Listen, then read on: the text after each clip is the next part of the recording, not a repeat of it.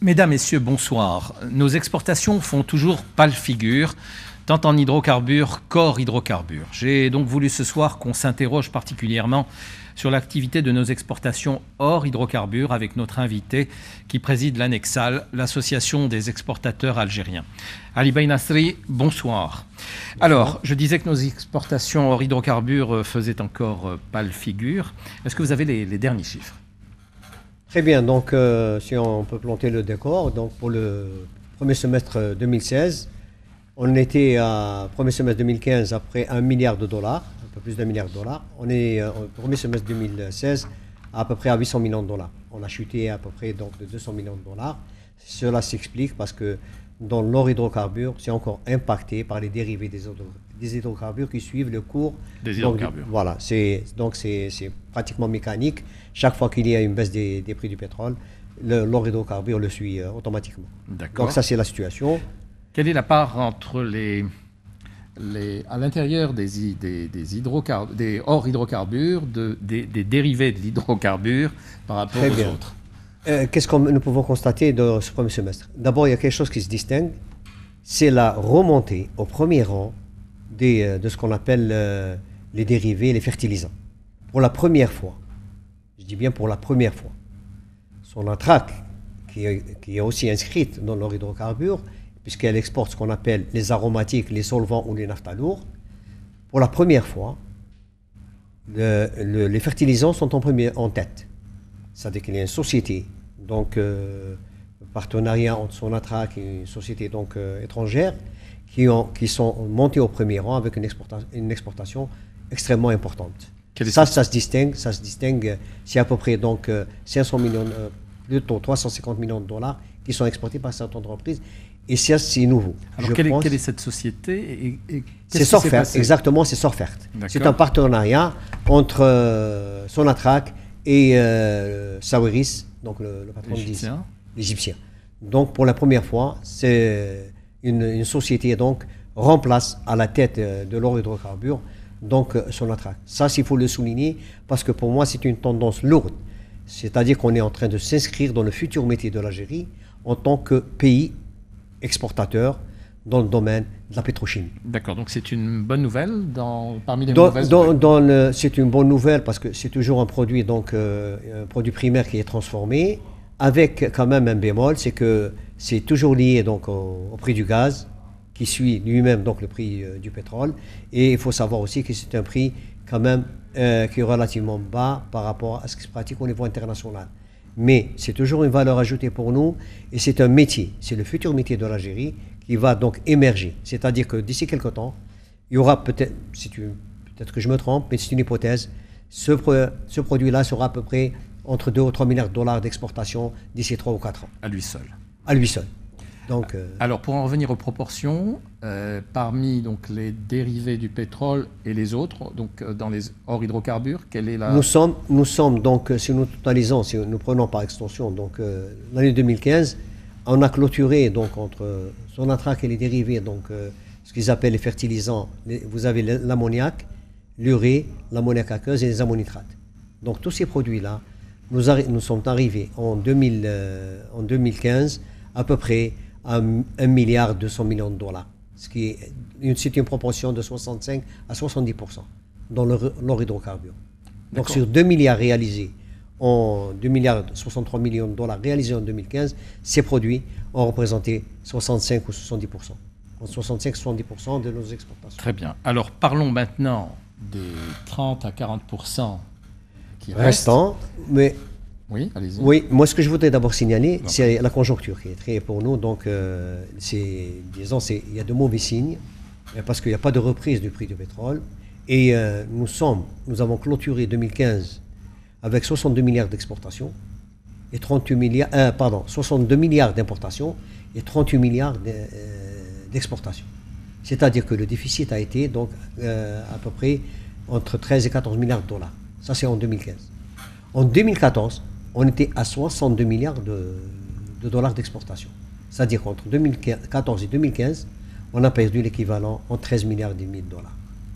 En 2015, si on fait une projection, en 2016, si on fait une projection du premier semestre, parce que le premier semestre, on a réalisé donc 12 milliards de dollars d'exportation. Si on fait une exportation, 12 milliards 600. Si on fait une extrapolation, on ira vers une année 2016, une exportation de 25-26 milliards de dollars. Alors, vous voyez la chute entre 2014, 62 milliards et 26 milliards donc, en 2016. Vous voyez la chute, elle est d'une grande amplitude.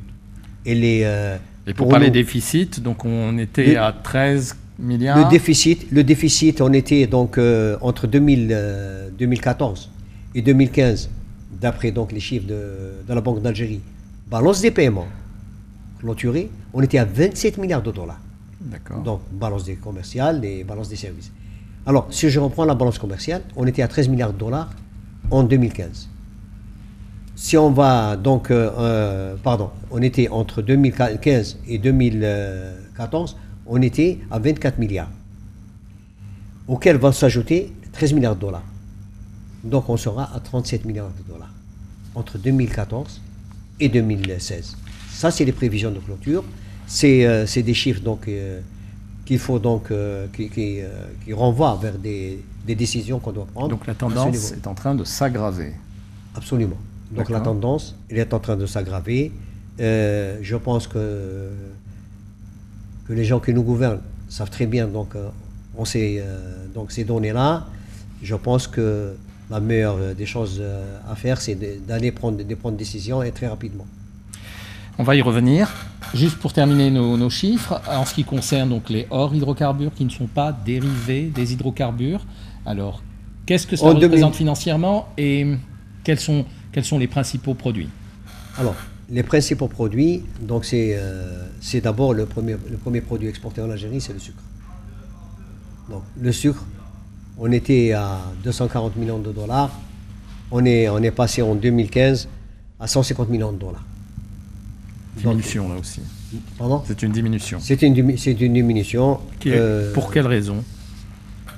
Je pense peut-être c'est une question de compétitivité au niveau international et ou perte de marché.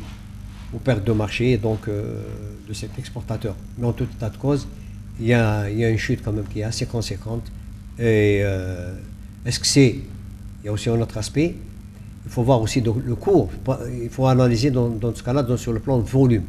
Le sucre a connu en 2015 une chute importante des prix. Les matières premières, d'une manière générale, ont baissé en 2015. Que ce soit le blé, que ce soit la poudre de lait, a diminué pratiquement de moitié. Donc la contraction de la valeur des importations en 2015 est due en grande partie aussi à la chute des matières premières. Donc l'analyse de ce point de vue-là, elle doit être en volume beaucoup plus qu'en valeur absolue. Donc ça, c'est important de le souligner. Principal exportateur sur le sucre, oui. C'est Vital. C'est Vital, absolument. D'accord. Alors, au-delà du sucre, maintenant, qu'est-ce qui est exporté? Donc, un produit malheureusement primaire, c'est le phosphate. Donc, le phosphate, nous exportons à peu près l'équivalent de 2 200 000 tonnes et avec un prix de l'ordre de $80 la tonne. Et je pense que l'investissement qui est annoncé pour nous, il vient, même s'il est en retard, mais en tout cas, il est le bienvenu. Ça aussi, le phosphate, c'est à peu près une moyenne de $90 millions à l'export. D'accord. Donc, par la suite, c'est des petites, relativement, on exportait beaucoup de gaz industriel. Il y a une chute donc, de l'exportation donc, du gaz industriel. Mais là, on est toujours dans les hydrocarbures. Le gaz industriel, nous exportons donc de l'hélium notamment, de l'argon, enfin aussi des gaz rares que nous exportons. Et c'est une chute aussi cette année, enfin du moins durant le premier semestre. Et nous avons aussi donc du zinc brut malheureusement aussi, qui est exporté par la société Alzinc, qui est aussi un produit remarquable dans le lot.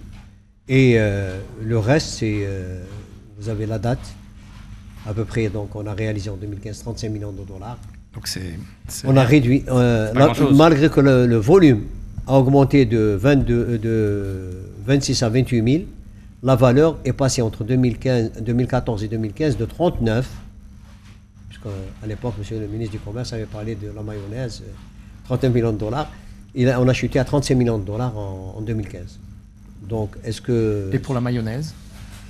Pour la mayonnaise, je pense que c'est interdit maintenant à l'importation. l'import. Je crois que ça a été réduit pratiquement à une quantité epsilon.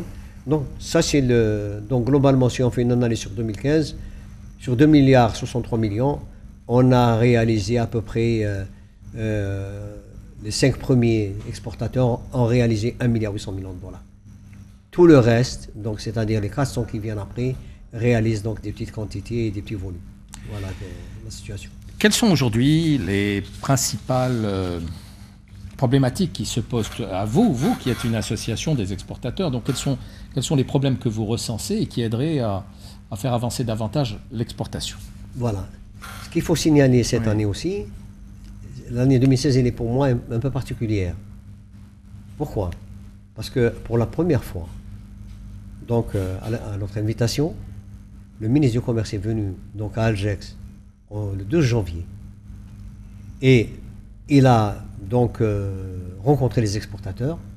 Tous les problèmes, pas tous, mais en tout cas, pas mal de problèmes ont été présentés donc, devant M. le ministre, et qui a pris la décision, qu'on a saluée, de mettre en place une cellule d'écoute. Ce n'est pas ça qui va régler le problème des exportations, mais en tout cas, ça a eu pour effet de lever des obstacles, beaucoup d'obstacles. Ça s'est passé quand, cette réunion? C'était le 12 janvier, la première réunion. Actuellement, nous sommes à la 8e. Nous avons tenu la dernière. Ça va. Il y a eu 8 réunions. 8 réunions, voilà. Tout au long de ces réunions, on a passé, donc des exportateurs sont venus, ont exposé leurs problèmes. Donc, alors, ce qu'il y a lieu de signaler aussi, c'est que lors de la première réunion qui s'est tenue donc, au niveau du ministère, le ministre du Commerce a rendu compte au Premier ministre. Et le Premier ministre a pris aussi une décision que nous saluons aussi, de mettre en place un comité, donc, qui est pendant à la cellule d'écoute. Et ce comité, on a travaillé aussi. Et c'est au niveau du comité installé au niveau de la primature, qui nous a permis de solutionner des problèmes intersectoriels, parce que le ministre du Commerce a pris des décisions relevant de son secteur immédiatement. Je vous donne un petit exemple. Pour le FSPE, il y avait des... Traduisez ce que c'est pour les téléspectateurs. C'est un fonds de soutien. C'est le fonds de soutien à la promotion des exportations. Je pense qu'on reviendra après. Mais en tout état de cause, pour le FSPE, il y avait un problème parce qu'il y avait des exportateurs qui ramenaient des dossiers un peu en retard par rapport au délai. Le délai étant adossé au délai de rapatriement de 180 jours. Des gens qui venaient 10 jours après ou un mois après, on leur refusait le dossier. Et l'opérateur qui a exposé le problème, le ministre a donné instruction immédiatement devant nous, donc à ses collaborateurs, à ce qu'on accepte tous les dossiers. Et ça, on a réglé. C'est ça, voilà, ça a fluidifié les choses. C'est ça l'efficacité, c'est ça, on a toujours attendu ça, c'est-à-dire donc le règlement des problèmes. Mais ce n'est ça, nous sommes au stade de l'opérationnel.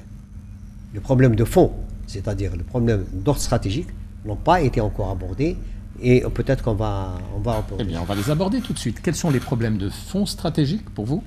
Alors, ce qui est stratégique pour nous, enfin, c'est ma vision donc, des choses, c'est l'absence d'une vision d'intégration de l'Algérie au monde économique. On ne s'est jamais posé la question, par rapport à la demande mondiale qui s'adresse à tous les pays, quelle est cette demande? Que pouvons-nous faire face à cette demande? Est-ce qu'on a des produits pouvant répondre à une demande? Est-ce que nous avons la capacité, donc technique, technologique, productive, logistique, pour répondre à cette demande-là? Est-ce que nous l'avons? Nous ne l'avons pas. Cette vision, nous ne l'avons pas. Justement, vous savez qu'on a fait appel à un certain nombre de téléspectateurs, enfin, qui sont intervenus sur notre page Facebook. Alors j'ai là M. Chaou qui dit « Je souhaiterais que le président de l'Anexal nous indique les propositions de l'association quant à la mise en place d'un système pays, opérateur, institution, lié par un contrat programme avec des objectifs à atteindre à moyen terme.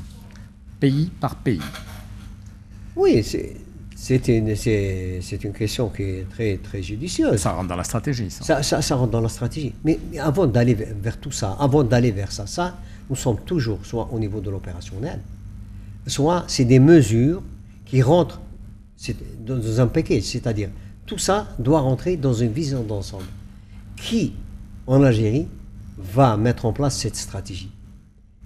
À mon avis, Il n'y a qu'une stratégie. L'Anexal en combinaison avec les autorités. Non, l'Anexal, c'est une association dont les statuts stipulent que d'abord, c'est la défense de nos intérêts. C'est aussi une association qui est là, bien sûr, pour défendre les intérêts des exportateurs, pour poser les problèmes. On a eu donc l'avantage de proposer des mesures dans le cadre de tous les comités où on a été associés. Nous avons proposé une feuille de route, dont une partie a été réalisée, comme l'allongement des délais de rapatriement, comme l'augmentation de la quantité de devises, comme la vente en consignation, comme le drawback qui va venir prochainement, comme l'exonération de l'IBS. Tout ça, ça a été fait. Mais ce n'est pas les propositions qui ont fait défaut. Mais la prise en charge de ces préoccupations, et on a toujours dit qu'il fallait une stratégie pour notre pays, comme tout le monde. Mais la stratégie relève d'abord des préoccupations et des prérogatives des autorités du pays. Bon, vous semblez souligner qu'il y a eu certaines mesures qui ont été adoptées, qui sont bonnes. Maintenant, qu'est-ce qui reste? Quel est le gros encore de vos réclamations? Oui. Est-ce que, fondamentalement, il faut aller vers donc, un diagnostic des filières? Quelles sont les filières porteuses? Qui doit faire ce diagnostic? C'est l'État qui doit le faire. Ça n'a jamais été fait? Justement, avec Monsieur le ministre du Commerce, on a posé le problème, justement, de ce qu'on appelle des éléments clés. On a été sollicité pour répondre à des éléments clés de stratégie nationale. Mais je reviens un peu à ce qui est du ressort de l'État. Et je reviens à cette vision. Quels sont nos métiers? Je vous donne un exemple. Est-ce que, quand on pose la question suivante, quand on me la pose, est-ce que nous pouvons être un pays exportateur de produits agricoles? Oui. Comme ça, fondamentalement. Oui. Bien sûr. Mais pourquoi on ne le fait pas? Parce que là, il faut rentrer dans la filière. Il faut voir quelle est la demande mondiale, quels sont les pays cibles, quelles sont les terres qui peuvent parce que l'exportation des produits agricoles, c'est une planification. Nous sommes au début d'une réflexion. D'accord. Oui, mais au début, mais ça fait longtemps que vous posez cette difficulté. Pourquoi il n'y a toujours pas de réponse? Mais la question, c'est pas à moi d'y répondre. Ouais. Nous, je peux vous citer, donc, toutes les mesures qui ont été prises, ça a été lors de la tripartite. C'était de 2011. Clairement que du côté des autorités, ce travail-là n'a pas été fait. N'a pas été fait. Est-ce que cette administration, l'administration du commerce, est-ce qu'elle est à même de le faire, selon vous, ou est-ce qu'il faudrait peut-être qu'elle la sous-traite à des cabinets spécialisés qui puissent faire ces études pour le compte du ministère? Oui, je pense que d'abord, ce n'est pas uniquement l'affaire du ministère du Commerce, parce que ça implique donc tous les... Il faut que chaque ministère puisse mettre en œuvre ou réfléchir sur la stratégie d'exportation qui relève donc de ses compétences. Et il faut qu'il y ait un chef de file. Le ministère du Commerce peut être ce chef de file, mais on ne peut pas s'exonérer de l'implication de tous les ministères. Et on va attendre longtemps? La question est à poser aux autorités. Parce que je pense que maintenant, on ne peut pas attendre longtemps. Pourquoi? Parce que maintenant, comme on dit, ça c'est une réalité. On ne peut plus maintenant passer à côté sans revoir. Parce qu'il y a une chose qu'on n'a pas faite. On n'a pas appris dans nos erreurs. Si je vous renvoie donc à la note de la Banque d'Algérie concernant l'année 2009, vous allez être édifié. Elle dit une chose, la variabilité et la volatilité des prix. On est passé en 2009 d'un prix du baril durant la deuxième semaine de juillet à $145 à $35 à décembre 2008. C'est ça la variabilité. Et la Banque d'Algérie avait donc attiré l'attention des pouvoirs publics de l'époque pour agir dans le sens justement d'éviter ou du moins d'atténuer ce choc externe. Qu'est-ce qui a été fait depuis 2009? La question, le rapport de la Banque d'Algérie n'est pas adressé donc à l'Anexal, il est adressé à qui de droit. Donc on n'a pas tenu compte. Pourquoi on n'a pas tenu compte? Parce que l'argent est revenu. Parce que l'argent est revenu, parce que la crise de subprime, donc intervenue en 2008. En 2009, on a eu le choc du premier semestre. Le résultat est qu'on a pris donc ce qu'on appelle la fameuse loi, la LFC 2009, avec ce qu'elle contient de positif et de négatif. Est-ce que ça a réussi? Non, parce que l'exportation, à l'époque, était de 40 milliards de dollars, et les importations aussi. Donc il est à penser que bientôt, des mesures vont être concrétisées à ce niveau-là, et on va essayer d'établir un diagnostic voilà, maintenant, ce qui est nouveau pour nous, oui. c'est que le mot export est pris en charge par tout le monde, et notamment le Premier ministre. Le Premier ministre a parlé lors de l'inauguration de la Foire internationale comme l'année 2017 comme étant une année de l'export. 2017, en tout cas, on attend ce qu'il y a comme mesure proposée, mais en tout état de cause, il y a actuellement une prise de conscience. Cette prise de conscience, elle n'est pas, disons, venue comme ça. C'est parce qu'on est, on est adossé au mur, on est obligé de réagir. Là, la seule réaction valable, c'est de trouver des sources, justement, mais on dit souvent que pour produire, pour exporter, il faut produire. Et peut-être mais justement, que le gros la stratégie, oui. justement, quand on appelle une stratégie, la stratégie, c'est justement de poser un diagnostic sur l'industrie. Quelles sont les filières porteuses? C'est ça. Quels sont nos métiers? Et je vous donne un exemple. Il y a des entreprises actuellement qui cherchent à aller à l'export. Mais malheureusement, il y a un manque de compétitivité. Pourquoi? Parce que la valeur ajoutée en Algérie, de l'industrie, de pas mal de secteurs en Algérie, est très faible. Parce que c'est toute une économie qui est extravertie, qui est tournée vers l'import de la matière première. Et cette valeur ajoutée, malgré le bon vouloir de cette entreprise, ou de ces entreprises, ils ne peuvent pas aller vers l'export, compte tenu donc de cette valeur ajoutée et aussi du surcoût lié à la bureaucratie. En termes d'unité, il y a combien d'exportateurs réels hors dérivés des hydrocarbures? C'est très... Parce qu'on entend tous les chiffres, ça va de 50 à 4. Voilà, c'est les chiffres recensés donc, par le CNIS. Nous étions à 522 en 2014, nous sommes passés à presque de 700 donc, en 2015. Donc il y a plus qui sont venus, mais c'est des gens qui essayent. Donc nous assistons actuellement à vraiment un engouement des traders au niveau de l'exportation. Il y a beaucoup de traders qui sont venus. C'est bon signe, c'est des gens qui peut-être qu'ils vont essayer une fois, ils vont échouer, d'autres vont réussir. Mais ça va commencer comme ça. Mais il faut savoir que notre mal aussi, c'est dans la structure. 5 exportateurs réalisent 85% des exportations. Quel jugement vous faites de la dépréciation du dinar par rapport à l'exportation? Écoutez, pour l'exportation, la dépréciation du dinar, elle est bonne. Elle est bonne et un peu logiquement, mauvaise. Elle devrait être bonne. Non, logiquement. Mais malheureusement, elle est aussi mauvaise. Parce que l'extraversion de cette économie, c'est que l'exportateur aussi, il va acheter plus cher.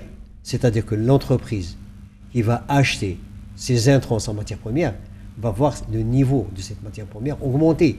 Donc c'est un peu la corrélation pratiquement mécanique.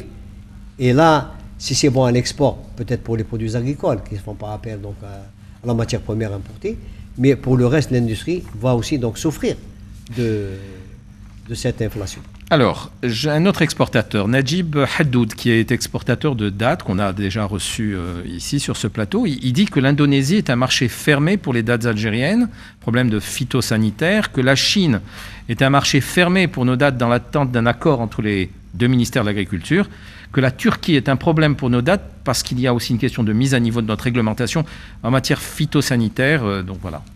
Mais justement, c'est cette stratégie par filière qui va nous permettre de recenser tous les problèmes liés à tous les niveaux. Vous avez une question de production, vous avez une question de diversification, vous avez une question de qualité, vous avez une question de normes et aussi d'uniformisation de tous les certificats. Actuellement, avoir un certificat sanitaire au niveau du CAC, vous avez les certificats phytosanitaires délivrés donc, par le ministère de l'Agriculture. Il faut dire une chose, et je ne dis pas que c'est la faute X ou Y, mais en tout cas, c'est des documents qui ne sont pas conformes à la pratique internationale.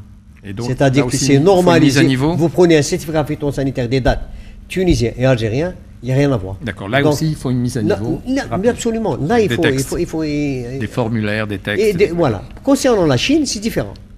La Chine subordonne la rentrée des produits agricoles algériens à une convention bilatérale. Voilà. C'est ça et c'est pas autrement. Le problème a été posé à qui de droit, mais c'est à qui de droit donc de le régler. Sachant que la Chine est le premier fournisseur de l'Algérie, avec près de moins de 8 milliards de dollars donc d'exportation vers l'Algérie, je pense que elle peut donc céder sur ce point très facilement. Très bien. Un autre téléspectateur, je suis Monsieur Boulmerqa Tarek, fabricant et exportateur de vinaigre naturel. J'exporte depuis 2003 vers la France, la Belgique actuellement. J'ai pu pénétrer le marché espagnol ainsi que le marché tunisien. Le problème qui se pose est le prix du transport qui reste cher, même avec le remboursement du FSPE, du Fonds de soutien à la promotion des exportations. Oui. Et nous avons aussi les frais portuaires qui sont aussi chers. Alors comment encourager l'acte d'export, s'interroge-t-il. Et il dit en dernier point, j'ai un problème de matière première, l'alcool éthylique, alors que nous avons des commandes que nous n'arrivons donc pas à honorer. Très bien, ça c'est Tarek Boulmerqa qui est un ami. Parle justement de tout. Donc il est PDG de la grande vinaigrerie de Constantine. Ouais, c'est une entreprise que je respecte, que j'admire beaucoup, parce que c'est l'un des rares vinaigriers encore en Algérie. Il faut savoir, ça c'est très important de le dire. Il a un métier qu'il faut donc consolider. Alors, il parle du défonctionnement de la cherté, donc du coup, il faut savoir que le coût logistique en Algérie est très cher. Un conteneur d'une compagnie maritime qui est adressé donc à mes amis tunisiens, le conteneur 20 pieds et 40 pieds d'origine asiatique vers nos destinations, l'Algérie est la plus chère. Nous sommes plus chers de $500 le conteneur, un TC de 40 pieds, entre l'Algérie, entre les ports algériens et les ports marocains. Et pourquoi? Alors que nous sommes bien plus proches. Donc ça, c'est un problème qui relève du ministère des Transports. Il faudrait absolument qu'on mette à plat tous les coûts et les surcoûts qui sont facturés. Parce que d'abord, ça naît à l'importation, et puis c'est à l'exportation.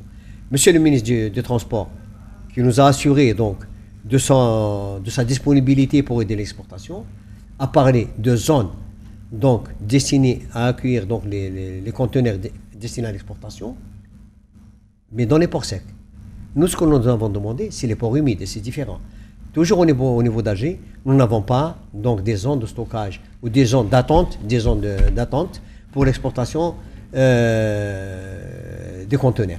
Juste une dernière question et on finira avec cela. Donc un opérateur dans la faïence en Algérie, industriel, qui dit arrêtons de nous raconter des histoires. Cette histoire d'exportation hydrocarbures est un leurre.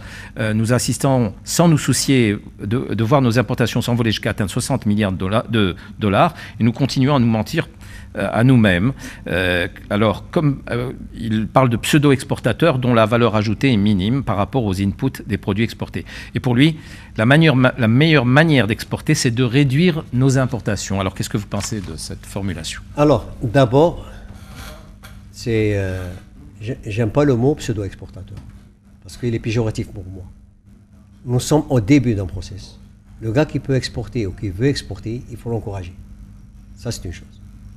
Concernant la réduction des importations, je le renvoie aux déclarations du ministre de l'Industrie, qui a promis de réduire de 30 milliards les importations en Algérie d'ici 3 ou 4 ans. Donc, monsieur le ministre de l'Industrie, qui peut lui dire comment réduire. Monsieur Nasri, je vous donne rendez-vous en septembre. Oui. Septembre pour un plateau, cette fois-ci avec les autorités. J'espère qu'elles seront là pour qu'on fasse le point sur l'export, point par point. Vous en êtes d'accord? Oui, d'accord. Alors, rendez-vous en septembre. Voilà, mesdames et messieurs, merci de votre attention et je vous dis à samedi prochain.